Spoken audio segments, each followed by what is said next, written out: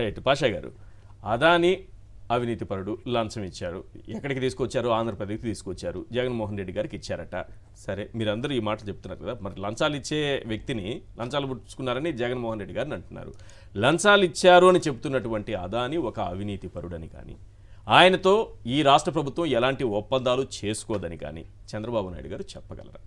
చెప్పరు సార్. నేను చెప్పాను కదా ఇందాకే, చెప్తే చంద్రబాబు నాయుడు గారి చేరు ఉండదు, చెప్పరు.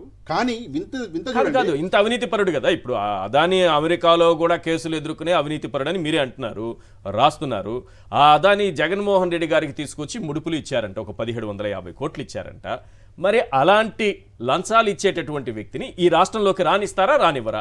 అతనితో ఏవైనా అగ్రిమెంట్లు చేసుకుంటారా, చేసుకోరా? అతనితో కాంట్రాక్టులు కుదుర్చుకుంటారా, కుదుర్చుకోరా? చంద్రబాబు నాయుడు గారు చెప్తారా? లేదు సార్, లేదు. అక్కడ విషయం ఏంటంటే మనం అర్థం చేసుకోవాల్సింది, చంద్రబాబు నాయుడు గారికి అదానీ గారు గుడ్ అదానీ.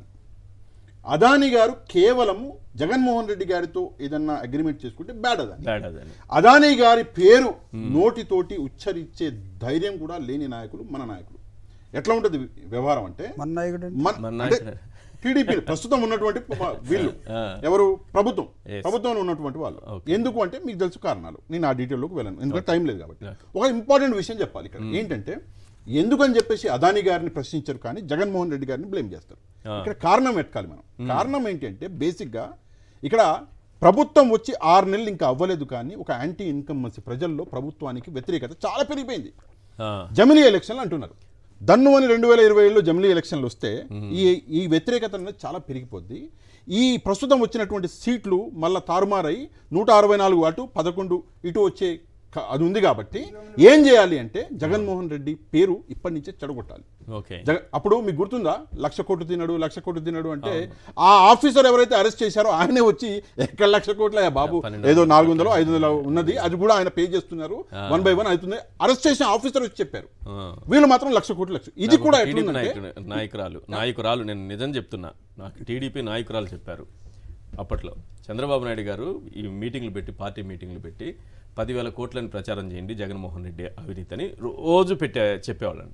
వీళ్ళు టీవీ ఛానల్స్కి వచ్చి అక్కడ చెప్పాలట. నాయకురాలు, ఆ పార్టీలో అప్పట్లో కీలకమైనటువంటి నాయకురాలు, అట్లా 10,000 కోట్లు చెప్తుంటే జనానికి ఎక్కట్లేదట. మళ్ళీ ఒకరోజు మీటింగ్ పెట్టి 1,00,000 కోట్లు అని చెప్పండి, ఇది బాగా ఎక్కుతుందని అన్నారట. సార్ అట్లా చంద్రబాబు నాయుడు గారు చెప్పారు కాబట్టి మేము 1,00,000 కోట్లు అనుకుంటూ వెళ్ళాము, జనానికి బాగానే ఎక్కింది. కొంతమంది లేదు సార్, ఇక్కడ ఇది ఉంది కదా మీరు చెప్పిన మాట, ఇది కూడా సేమ్. అంటే చంద్రబాబు నాయుడు గారి ప్లాన్స్ ఎట్టున్నాయంటే సేమ్ ఉన్నటువంటి ఛానల్ని వాడుకుంటారు. ఆ ఛానల్ కాకుండా ఇంకా పెద్ద సైన్యమే ఉంది. ఆ సైన్యం చేసే చెడు పనులు వీళ్ళకి కనిపించవు, కేవలం వైసీపీ సోషల్ మీడియా కనిపిస్తుంది. అయినప్పటికీ ఒక విషయం సార్, అదానీ పేరు తీసుకునే ధైర్యం లేదు, కేవలం జగన్మోహన్ రెడ్డి గారి మీద ఈరోజు బురద జల్లే ప్రయత్నం చేస్తున్నారు. కానీ ఆ ప్రయత్నంలో భారతదేశంలో ఉన్నటువంటి ప్రజల యొక్క డబ్బు ఆవిరైపోయింది సార్. 5,35,000 కోట్ల రూపాయలు కేవలం 48 గంటల్లో ఆవిరైపోయినాయి షేర్ మార్కెట్లో. ఎవరి డబ్బు అండి అది? మీ చెత్త రాజకీయాల కోసం అని చెప్పేసి మీరు ఈ రాజకీయాలు చేస్తే ఎవరి డబ్బు అంటే, సర్వసాధారణంగా ఉద్యోగం చేసి ఓ 40,000 సంపాదించే వ్యక్తి షేర్ మార్కెట్లో డబ్బు పెడతాడు. ఎందుకంటే రాబోయే రోజుల్లో నా బిడ్డలకు పనికొస్తుంది అని చెప్పేసి. ఆ డబ్బు ఆవిరైపోయింది మీ రాజకీయాల కోసం.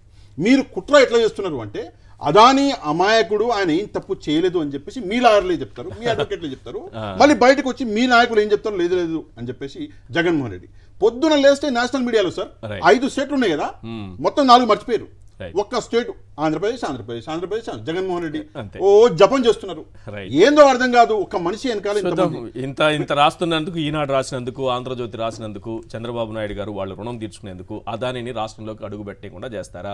అదాని అవినీతిపరుడని ముద్రేసే విధంగా ప్రెస్ మీట్ పెట్టి ప్రజలందరికీ చెప్తారు. లేకపోతే ఇప్పుడు ఏమన్నా ఉంటే ఆయన ఒప్పందాలన్నీ రద్దు చేసేస్తారు. ఇంకో పవర్ ప్లాంట్ ఇస్తారా గిఫ్ట్ గా? ఇంకో పవర్ ప్లాంట్ ఇస్తారా? చూద్దాం.